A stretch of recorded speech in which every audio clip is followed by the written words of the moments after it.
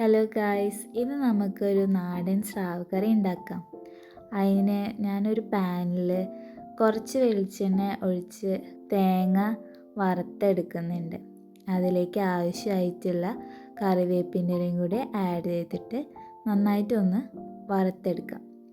എന്നിട്ട് അത് അരയ്ക്കാൻ വേണ്ടി മാറ്റി വയ്ക്കാം.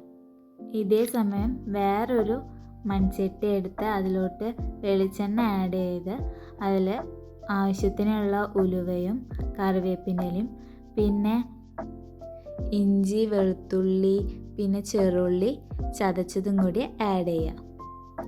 എന്നിട്ട് നന്നായിട്ട് വഴറ്റി കൊടുക്കാം. അതിനുശേഷം നമ്മൾ സവാള, പച്ചമുളക് ആഡ് ചെയ്ത് നന്നായിട്ടൊന്ന് വാട്ടിയെടുക്കുക. വാട്ടാൻ ആവശ്യമായിട്ടുള്ള ഉപ്പും കൂടിയും ആഡ് ചെയ്യാം. എന്നിട്ട് വഴണ്ടി വരുമ്പോൾ ഒരു തക്കാളി കൂടി ആഡ് ചെയ്യുക. ഇനി നമുക്ക് മസാലക്കൂട്ടുകൾ ചേർക്കാം. 1/2 ടീസ്പൂൺ മഞ്ഞൾപ്പൊടി, 2 ടേബിൾ സ്പൂൺ മുളക് പൊടി, 2 ടേബിൾ സ്പൂൺ മല്ലിപ്പൊടി ആഡ് ചെയ്തിട്ട് നന്നായിട്ടൊന്ന് മിക്സ് ചെയ്ത് പച്ചമണം മാറുന്ന വരെ മിക്സ് ചെയ്യാം. പുളിവെള്ളം ആഡ് ചെയ്യുക. ആവശ്യത്തിനുള്ള വെള്ളം ആഡ് ചെയ്ത് തിളച്ച് വരുമ്പോൾ നമ്മൾ മീൻ കഷ്ണങ്ങൾ ആഡ് ചെയ്ത് കൊടുക്കുക. എന്നിട്ട് അതൊന്ന് അടച്ച് വെച്ച് വേവിച്ചെടുക്കാം.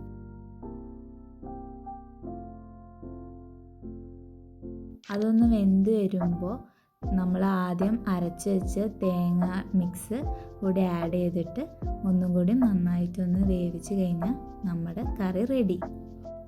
ഇഷ്ടമായാൽ ലൈക്ക്, ഷെയർ ആൻഡ് സബ്സ്ക്രൈബ്.